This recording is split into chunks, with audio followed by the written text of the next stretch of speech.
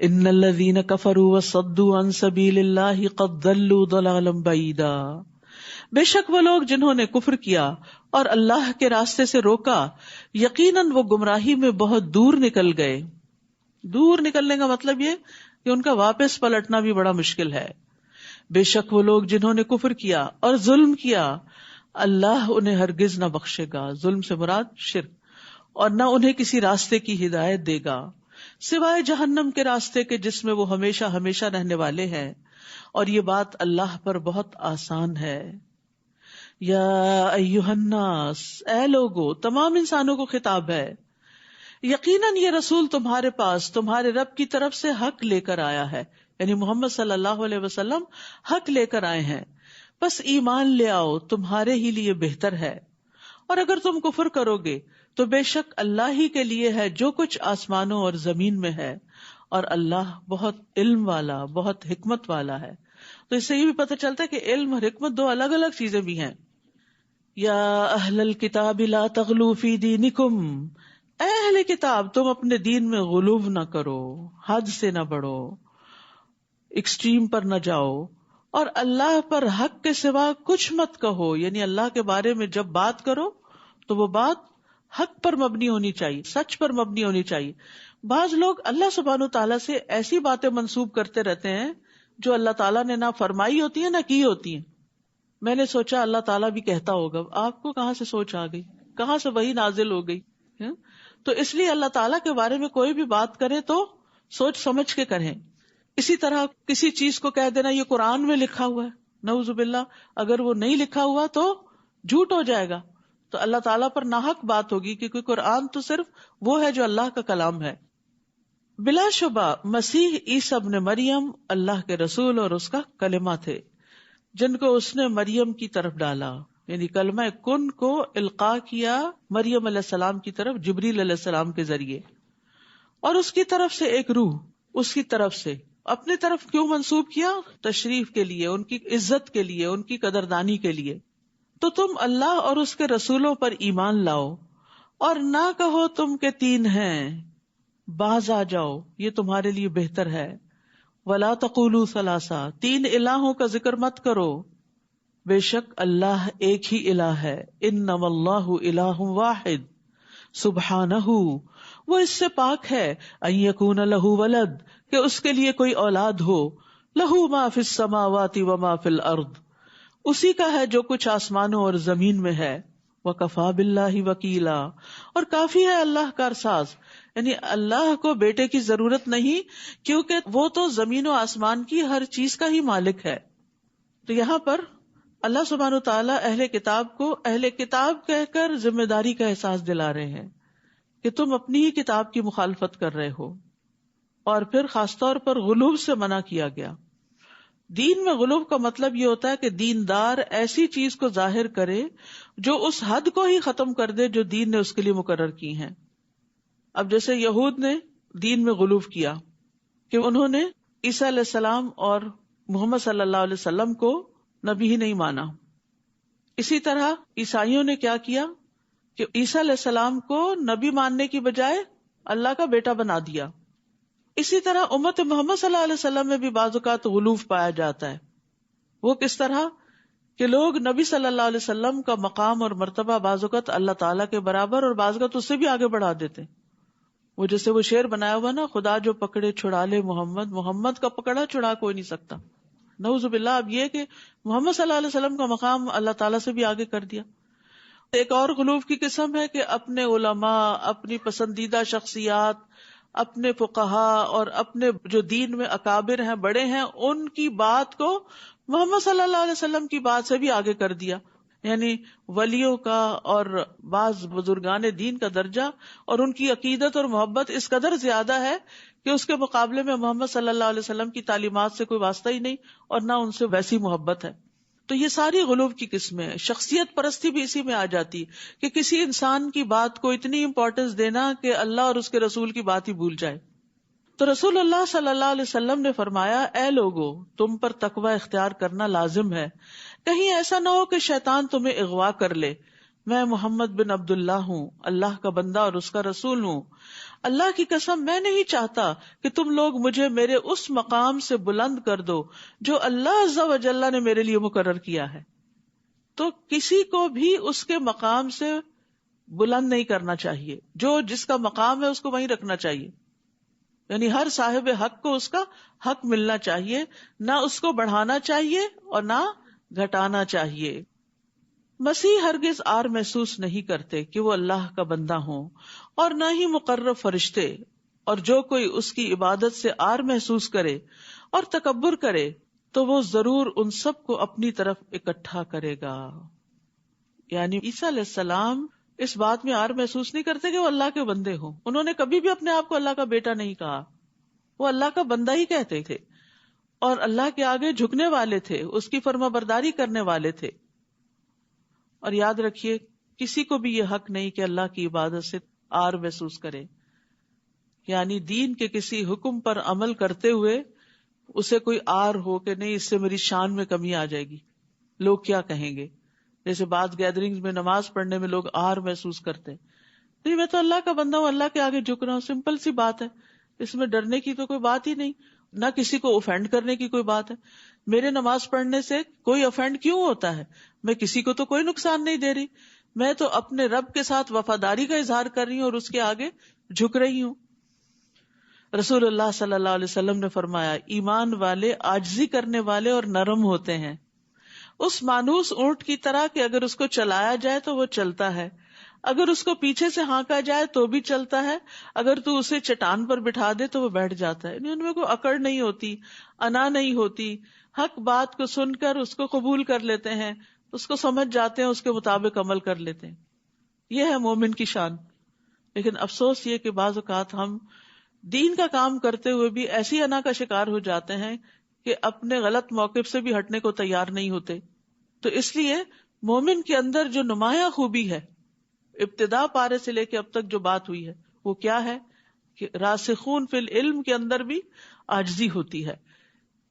فَأَمَّا الَّذِينَ آمَنُوا وَعَمِلُوا الصَّالِحَاتِ فَيُوَفِّيهِمْ أُجُورَهُمْ وَيَزِيدُهُمْ مِنْ فَضْلِهِ. تو رہے وہ لوگ جو ایمان لائے اور انہوں نے نیک عمل کیے تو وہ انہیں ان کے اجر پورے پورے دے گا. جو محنت کرو گے محنت کا صلہ مل جائے گا، کچھ بھی ضائع نہیں ہوگا. اور صرف محنت کا صلہ یا اجرت ہی نہیں ملے گی بلکہ اپنے فضل سے زیادہ بھی دے گا، ایکسٹرا دے گا. اور یہی اللہ کی شان ہے. بندہ اپنی حیثیت میں کام کرتا ہے اور اللہ رب العزت اپنی شان کے مطابق دیتا ہے. تو اللہ سبحانہ وتعالیٰ آپ کی بھی ان ساری کوششوں کو اپنی شان کے مطابق قبول کرے. کیونکہ بندوں کے لیے جب کوئی بندہ کام کرتا ہے تو بندے اس کا حق ادا نہیں کر سکتے، لیکن جو بندوں کی غلامی سے نکل کر صرف اللہ کی رضا کے لیے کوئی کام کرتا ہے تو اللہ سبحانہ وتعالیٰ اس سے راضی ہو جاتا ہے اور اس کی قدر بڑھا دیتا ہے. اور رہے وہ لوگ جنہوں نے عبادت سے آر محسوس کی اور انہوں نے تکبر کیا تو وہ انہیں دردناک عذاب دے گا اور وہ اپنے لیے اللہ کے سوا کوئی حمایتی اور مددگار نہ پائیں گے. یا ایھا الناس، اے لوگو، تحقیق تمہارے پاس تمہارے رب کی طرف سے ایک دلیل آ چکی ہے اور ہم نے تمہاری طرف ایک واضح نور نازل کیا ہے. یعنی اللہ کا رسول بھی آ چکا ہے اور قرآن بھی آ چکا ہے. اب کوئی حجت باقی نہیں رہی کہ انسان کہے کہ میرے پاس تو ہدایت حاصل کرنے کا ذریعہ ہی نہیں تھا. اگر ہم فائدہ نہ اٹھائیں، مثلاً کھانا رکھا ہوا ہو اور آپ نہ کھائیں اور بھوکے مر جائیں تو کس کو بلیم کریں گے؟ اپنے آپ ہی کو. تو حق واضح ہے، قرآن و سنت اصل خالص شکل میں موجود ہے، لہذا جو فائدہ اٹھانا چاہے وہ اٹھا سکتا ہے، اور جو ان کے ہوتے ہوئے بھی بھوکا رہنا چاہے وہ اپنی جان پر ہی ظلم کرتا ہے. فَأَمَّا الَّذِينَ آمَنُوا بِاللَّهِ وَاعْتَصَمُوا بِهِ فَسَيُدْخِلُهُمْ فِي رَحْمَةٍ مِّنْهُ وَفَضْلٍ وَيَهْدِيهِمْ إِلَيْهِ صِرَاطًا مُسْتَقِيمًا. تو رہے وہ لوگ جو اللہ پر ایمان لائے اور انہوں نے اسے مضبوط پکڑا، یعنی اللہ کو اپنا سہارا بنا لیا ہر غم میں، ہر خوشی میں، ہر مشکل میں، تو وہ ضرور انہیں اپنی طرف سے رحمت میں اور فضل میں داخل کرے گا. یعنی جو اللہ پر ایمان لا کے اللہ کا سہارا پکڑیں، اللہ سے مدد مانگے، اللہ سے ہی دعائیں کریں، اللہ کے سپرد اپنے سارے معاملات کر دیں تو اللہ تعالیٰ ان پر اپنا فضل فرمائے گا اور انہیں اپنی طرف سیدھے رستے کی ہدایت دے گا. پھر ہے وہ آپ سے فتویٰ پوچھتے ہیں، کہہ دیجئے اللہ تمہیں کلالہ کے بارے میں فتویٰ دیتا ہے۔ کلالہ کہتے ہیں ایسی میت کو جس کے نہ پیرنٹس ہوں دنیا میں اس کے بعد اور نہ اولاد ہو، لیکن اس نے مال چھوڑا ہو، تو اب اس کا مال کون لے؟ عام طور پر تو وارث کون ہوتے ہیں؟ والدین اور اولاد ہوتی ہے، لیکن یہاں دونوں ہی نہیں ہیں۔ عمر بن خطاب رضی اللہ عنہ نے جمعے کے دن خطبہ دیا اور انہوں نے اللہ کے نبی صلی اللہ علیہ وسلم کا تذکرہ کیا اور ابو بکر کا تذکرہ کیا، پھر کہا میں اپنے بعد کوئی ایسی چیز نہیں چھوڑ رہا جو میرے ہاں کلالہ سے زیادہ اہم ہو، یعنی وہ اتنی امپورٹنس دیتے تھے ایسے کیسز کو، حالانکہ یہ ریئر کیسز ہوتے ہیں۔ میں نے رسول اللہ صلی اللہ علیہ وسلم سے کسی چیز کے بارے میں اتنی مراجعت نہیں کی، اتنی دفعہ سوال نہیں کیا جتنی کہ کلالہ کے بارے میں کی، اور آپ نے بھی مجھ سے کسی چیز کے بارے میں اتنی شدت اختیار نہیں فرمائی جتنی کلالہ کے بارے میں فرمائی، حتیٰ کہ آپ نے اپنی انگلی میرے سینے میں چبھوئی اور فرمایا اے عمر، کیا تمہیں موسم گرما میں نازل ہونے والی آیت کافی نہیں جو سورۃ النساء کے آخر میں ہے، یعنی جس سے مسئلہ واضح ہو جاتا ہے، اور میں یعنی عمر اگر زندہ رہا تو اس کے بارے میں ایسا واضح فیصلہ کروں گا کہ جس سے ایسا شخص بھی فیصلہ کر سکے گا جو قرآن پڑھتا اور سمجھتا ہے اور جو نہیں بھی پڑھتا اور سمجھتا۔ تو بہرحال اللہ سبحانہ تعالیٰ نے سوال کا جواب خود ہی دے دیا۔ کیا ہے؟ اگر کوئی ایسا مرد مر جائے میل جس کی کوئی اولاد نہ ہو اور اس کی ایک بہن ہو، یعنی اولاد اور والدین دونوں نہ ہو اور بہن ہو بس، تو اس کے لیے ترکے کا آدھا حصہ ہے، بہن کو آدھا مل جائے گا، اور وہ اس بہن کا وارث ہوگا اگر اس بہن کی کوئی اولاد نہ ہو، یعنی اسی طرح بہن کی بھی اولاد نہیں اور وہ مر گئی، یہ بھائی ہے تو وہ کیا ہے؟ اس کے ترکے کا وارث ہو جائے گا۔ پھر اگر وہ دو بہنیں ہوں تو ان دونوں کے لیے اس بھائی کے ترکے میں سے 2/3 حصہ ہے، 2/3 ہے، اور اگر وہ کئی بھائی بہن مرد اور عورتیں ہوں تو مرد کے لیے 2 عورتوں کی مانند حصہ ہے۔ اللہ تمہارے لیے احکام واضح کرتا ہے تاکہ تم گمراہ نہ ہو جاؤ، اور اللہ ہر چیز کو خوب جاننے والا ہے۔ سورۃ المائدہ۔ سورۃ المائدہ مدنی سورت ہے، آخری دور میں نازل ہوئی، اس کا کوئی حکم بھی منسوخ نہیں ہے۔ اس میں ایمان والوں کو خطاب کر کے بات شروع کی گئی ہے۔ قرآن مجید میں 88 ٹائمز 88 دفعہ یا ایھا الذین آمنوا کہا گیا ہے، جس میں سے 16 دفعہ اس سورت میں آیا، یعنی یہ وہ سورت ہے جس میں سب سے زیادہ ایمان والوں کو پکارا گیا ہے۔ تو آپ دیکھیے کہ پیچھے یا بنی اسرائیل کہا گیا، یا اہل الکتاب کہا گیا، یہود اور نصارہ کے احکامات واضح کیے گئے، اور اب اس صورت میں ایمان والوں کو احکامات دیے جا رہے ہیں جو محکم ہیں۔ فرمایا یا ایھا الذین آمنوا اوفوا بالعقود احلت لکم بہیمۃ الانعام الا ما یتلی علیکم، اے لوگوں جو ایمان لائے ہو سب عہد و پیمان پورے کرو۔ اوپر ابھی سورۃ النساء میں پڑھ چکے ہیں آپ کے بنی اسرائیل پر اللہ نے لعنت فرمائی کیونکہ انہوں نے اللہ سے کیے ہوئے عہد توڑ دیے تھے۔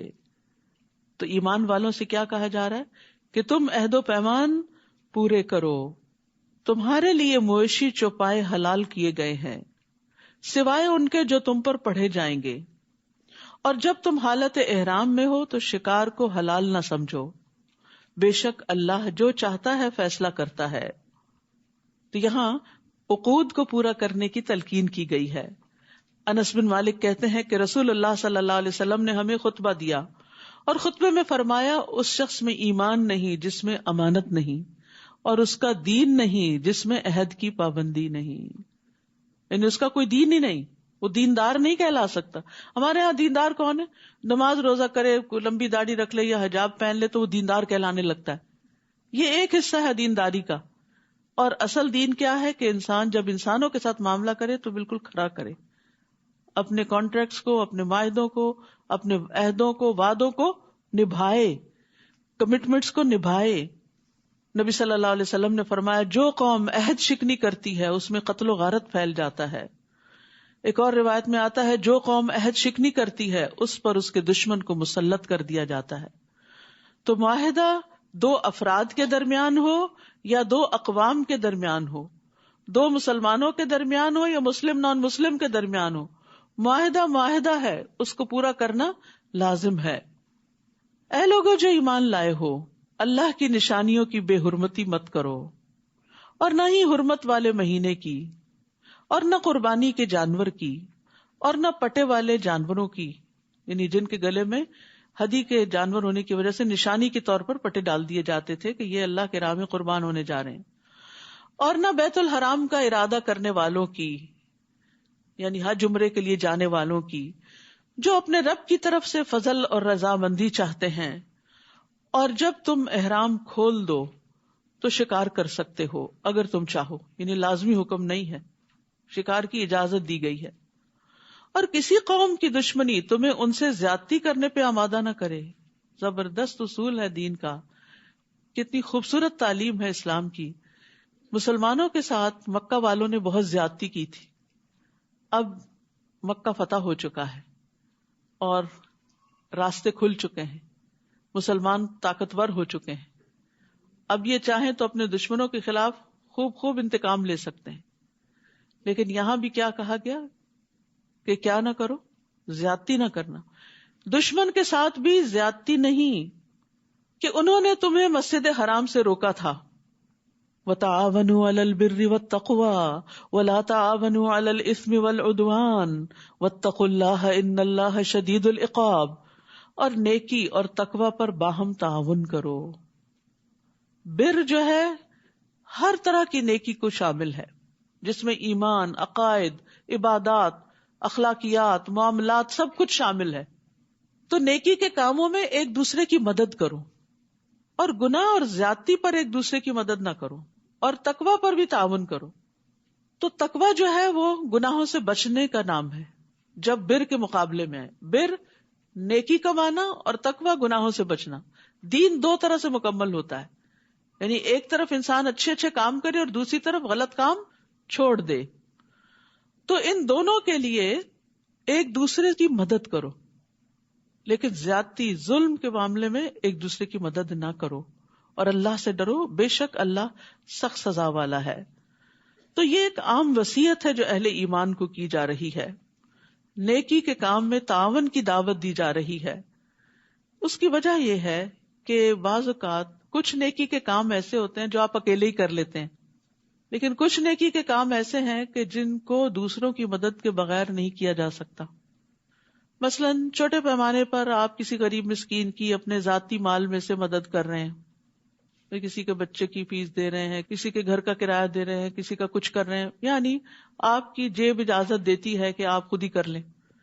لیکن بعض پروجیکٹس ایسے ہوتے ہیں کہ جس میں ایک بندہ سب کچھ نہیں کر سکتا، اس میں دوسروں کو بھی ساتھ شریک کرنا ہوتا ہے. تو پھر دوسروں کو اعتماد کرنا چاہیے کہ جو شخص ہمیں خیر کی طرف بلا رہا ہے اس کا کوئی اپنا ذاتی مطلب نہیں، کیونکہ ہم بعض اوقات خود کر کے خوش رہتے ہیں لیکن مل کے کام نہیں کرتے. یاد رکھیے، ایک اکیلا دو 11. جو کام اجتماعی طور پہ کیے جاتے ہیں، مل کے کیے جاتے ہیں، اکٹھے ہو کے کیے جاتے ہیں، ان کی خیر و برکت بہت زیادہ ہوتی. وہاں سے نہریں اور دریا جاری ہو جاتے ہیں اور بے شمار اللہ کی مخلوق اس سے فائدہ اٹھاتی. تو یہاں اسی لیے نیکی کے کاموں اور تقوی کے کاموں میں ایک دوسرے سے تعاون کرنے کی بات کی گئی. نیکی کی مختلف اقسام ہوتی ہیں. ابو موسیٰ سے روایت ہے، کہتے ہیں کہ نبی صلی اللہ علیہ وسلم نے فرمایا، ہر مسلمان پر صدقہ واجب ہے. لوگوں نے عرض کیا اگر کوئی نہ کر سکا تو؟ آپ نے فرمایا اپنے ہاتھ سے کام کرے، اس سے اپنی ذات کو نفع پہنچائے اور صدقہ کرے. یعنی اگر نہیں کچھ دینے کے لیے تو کام کرو، کچھ کماؤ اور پھر صدقہ کرو. یہ کہنا کافی نہیں کہ ہمارے پاس تو کچھ ہے ہی نہیں، کچھ نہ کچھ ارن کرو. لوگوں نے پوچھا اگر اس کی استطاعت نہ رکھتا ہو، کوئی بوڑھا ہے، بیمار ہے، کمزور ہے، یا کہا کہ ایسا نہ کر سکا تو؟ آپ نے فرمایا کسی حاجت مند پریشان حال کی مدد کرے، یعنی کسی کا دل بہلائے. لوگوں نے عرض کیا اگر یہ بھی نہ کر سکے، بول ہی نہیں سکتا یا اس میں سوچ سمجھ ہی نہیں اتنی. آپ نے فرمایا خیر کا حکم دیا کرے، یا فرمایا اچھی باتوں کا حکم دیا کرے. لوگوں نے عرض کیا اگر یہ بھی نہ ہو سکے تو آپ نے فرمایا بری باتوں سے رکا کرے. یہ بھی صدقہ ہے. تقوی بری باتوں سے رکنا بھی ہے. ٹھیک ہے. اور یاد رکھیے کہ جب انسان نیکی کی طرف دوسروں کی رہنمائی کرتا ہے، ان کو کسی پروجیکٹ میں شریک کرتا ہے، تو جتنے لوگ شریک ہوتے ہیں ان سب کا اجر بھی اس کو مل جاتا ہے. نبی صلی اللہ علیہ وسلم نے فرمایا جس نے بھلائی کا رستہ دکھایا تو اسے اتنا ہی اجر ملتا ہے جتنا کہ اس کے کرنے والے کو ملتا ہے. اور دو چیزوں سے روکا بھی گیا، وَلَا تَعَاوَنُوا عَلَى الْإِثْمِ وَالْعُدْوَانِ، گناہ اور زیادتی اور دشمنی اور عدوان میں کسی کی مدد نہ کی جائے بلکہ ان کو ظلم سے روکا جائے. نبی صلی اللہ علیہ وسلم نے فرمایا جو شخص کسی ناحق مقدمے میں کسی کی مدد کرے، یعنی کوئی وکیل ایسا کیس لے لے کہ ظالم کی مدد کر رہا ہے، وہ تب تک اللہ کی ناراضگی میں رہتا ہے جب تک اسے چھوڑ نہ دے. تو اس پیشے کو بہت سوچ سمجھ کے اختیار کرنا چاہیے کہ صرف جینوئن کیس ہی لے انسان، غلط لوگوں کی مدد نہ کرے، قاتل کی مدد نہ کرے، چور کی مدد نہ کرے، ظالم کی مدد نہ کرے. تو یہ ایک بہت ہی جامع آیت ہے جس کو اپنی زندگی کا ایک رہنما اصول بنا لینا چاہیے کہ جہاں کوئی خیر کا کام کر رہا ہے اس کے ساتھ مدد. ایک چھوٹی سی مثال ہے، مثلا ایک شخص ایک ٹیبل اٹھا رہا ہے، آپ دور سے دیکھ رہے ہیں تو آپ وہیں نہیں کھڑے رہتے بلکہ فوراً آگے بڑھتے ہیں کہ میں ساتھ لگ جاتا ہوں. یہ ہے تعاون علی البر. تو چھوٹی نیکی ہو یا بڑی نیکی ہو، مل جل کے کام کرنا سیکھے. یہ مشکل ضرور ہے لیکن اس سے فائدہ زیادہ بڑا ہوگا.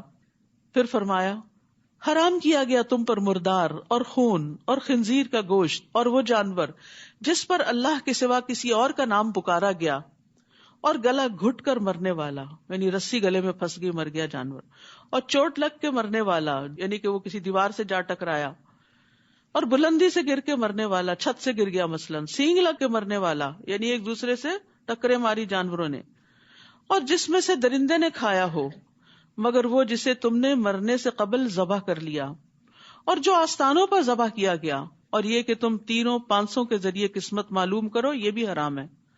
یعنی ہاتھ دکھانا اور پھر لاٹری کے ذریعے قسمت معلوم کرنا، یہ سب بدترین گناہ ہے. آج کفر کرنے والے تمہارے دین کو مغلوب کرنے سے مایوس ہو گئے، بس تم ان سے نہ ڈرو، مجھ سے ڈرو. الیوم اکملت لکم دینکم، آج میں نے تمہارے لیے تمہارا دین مکمل کر دیا اور میں نے تم پر اپنی نعمت تمام کر دی اور اسلام کو بطور دین تمہارے لیے پسند کر لیا. تو خوش قسمت ہیں آپ جن کو اللہ نے ماں کے پیٹ سے ہی اسلام کی دولت عطا کی. اپنے بچوں کو بھی اس پر فخر دیجئے. تو جو کوئی شدید بھوک سے مجبور ہو گیا اور گناہ کی طرف مائل ہونے والا نہیں تو یقیناً اللہ بہت بخشنے والا نہایت رحم کرنے والا ہے. یاد رکھیے دین کی تکمیل اللہ کا احسان ہے. نبی صلی اللہ علیہ وسلم کے ذریعے اللہ تعالیٰ نے ہدایت مکمل کر دی لوگوں کے لیے، اور دینی احکامات میں کتاب و سنت کافی ہو جاتے ہیں. رسول اللہ صلی اللہ علیہ وسلم نے فرمایا جو چیز تمہیں جنت کے قریب کر سکتی ہے میں نے تمہیں اس کا حکم دے دیا ہے، اور جو چیز تمہیں جہنم کے قریب کر سکتی تھی اس سے بھی منع کر دیا ہے. تو دین جو ہے وہ مکمل ہے. یہ نہیں کہ کسی چیز کے بارے میں رہنمائی نہیں ملتی، بعض چیزوں کے بارے میں ڈائریکٹ رہنمائی ملتی ہے اور بعض سے انڈائریکٹلی ملتی ہے، استنباط کیا جاتا ہے، اس پہ قیاس کیا جاتا ہے. وہ آپ سے سوال کرتے ہیں کہ ان کے لیے کیا کچھ حلال کیا گیا ہے. کہہ دیجئے تمام پاکیزہ چیزیں تمہارے لیے حلال کی گئیں، اور ان شکاری جانوروں کا کیا ہوا شکار بھی حلال ہے جنہیں تم نے سدھا رکھا ہے. تم انہیں شکار کرنا سکھانے والے ہو، تم انہیں اس میں سے سکھاتے ہو جو اللہ نے تمہیں سکھایا، تو اس میں سے کھاؤ جو انہوں نے تمہارے لیے پکڑ رکھا ہے، اور اس پر اللہ کا نام لو اور اللہ سے ڈرو، بے شک اللہ جلد حساب لینے والا ہے. اس آیت سے جو بڑی خاص بات پتہ چلتی ہے کہ علم والوں کی بڑی فضیلت ہے، حتیٰ کہ وہ کتا جسے شکار کی تعلیم دی گئی ہو وہ بھی بڑا نفع مند ہوتا ہے، اس کا پکڑا ہوا شکار بھی حلال ہے، اس کی دوسرے جانوروں کے مقابلے میں زیادہ فضیلت ہے. حالانکہ لوگ عام طور پر ڈاگ کو بطور گالی بھی استعمال کرتے ہیں، لیکن اس کو بھی اللہ نے کسی مقصد کے لیے پیدا کیا ہے اور اس سے بھی انسانوں کو فائدے حاصل ہوتے ہیں. لیکن جو خاص بات ہمارے سیکھنے کی ہے وہ یہ کہ اگر ایک جانور سیکھ سکتا ہے تو کیا انسان نہیں سیکھ سکتا؟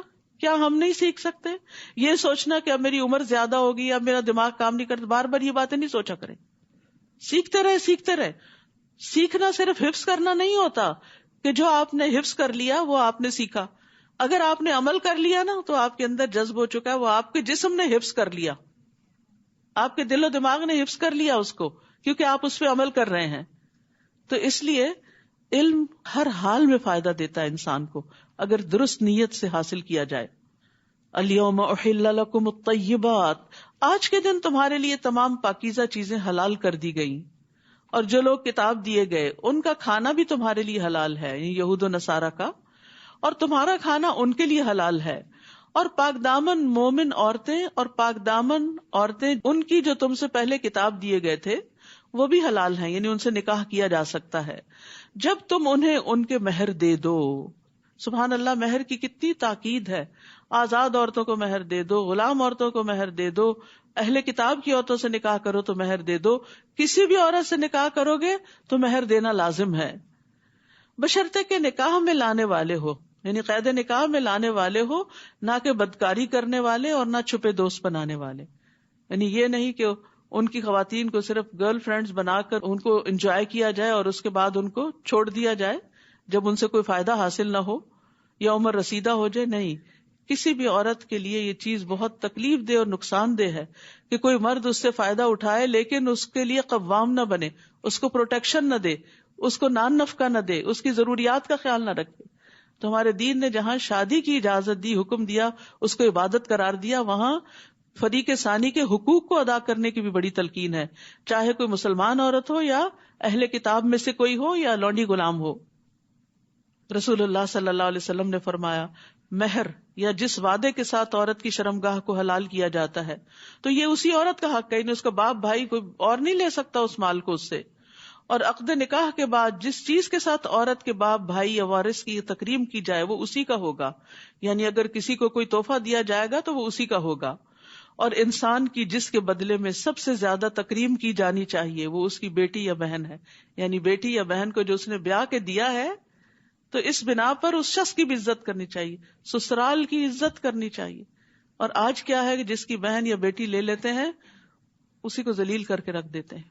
ہمارے ہاں معلوم نہیں کہاں سے یہ رسمیں آ گئیں کہ سسرال کو ایک شجر ممنوعہ سمجھ لیا گیا اور دشمن ہی سمجھ لیا گیا، چاہے لڑکی کے لیے ہو یا لڑکے کے لیے ہو، دونوں طرف سے کوتاہیاں ہیں. حالانکہ داماد بھی بڑے پیار کا رشتہ ہے، بہو بھی بڑے پیار کا رشتہ ہے. تو ان رشتوں کی بنا پر ہمارا دین ہمیں کیا کہتا ہے کہ ایک دوسرے کی عزت کرو، ایک دوسرے کی تکریم کرو. اس نے اپنا جگر گوشہ تمہیں دے دیا، اسے پیدا کیا تکلیف اٹھا کر، پالا تکلیف اٹھا کر، پڑھایا لکھایا، سنوارا، تربیت کی اور پھر تمہارے حوالے کر دیا تاکہ تم اس کی قدر کرو اور وہ تمہارے لیے صالح اولاد پیدا کرے، نہ کہ ایک دوسرے کو ستانے والے بن جاؤ. چھوٹی چھوٹی باتوں پر ایک دوسرے کی عزت اتارنے والے، یہ کسی مومن کی شان نہیں ہوتی. مومن تو درگزر کرنے والا ہوتا ہے. خادم کے بارے میں پوچھا گیا کہ کتنی دفعہ اس کی غلطی معاف کریں، فرمایا 70 دفعہ. تو اگر خادم کی 70 دفعہ معاف کرنے کا حکم ہے تو بیٹی یا بہو یا شوہر اور بیوی ایک دوسرے کی کتنی دفعہ معاف کریں. یہ زندگی معاف کر کر کے ہی چل سکتی ہے، ورنہ اگر آپ ایک دوسرے کی پک کرنے لگے غلطیاں تو پھر آپ آگے نہیں بڑھ سکتے.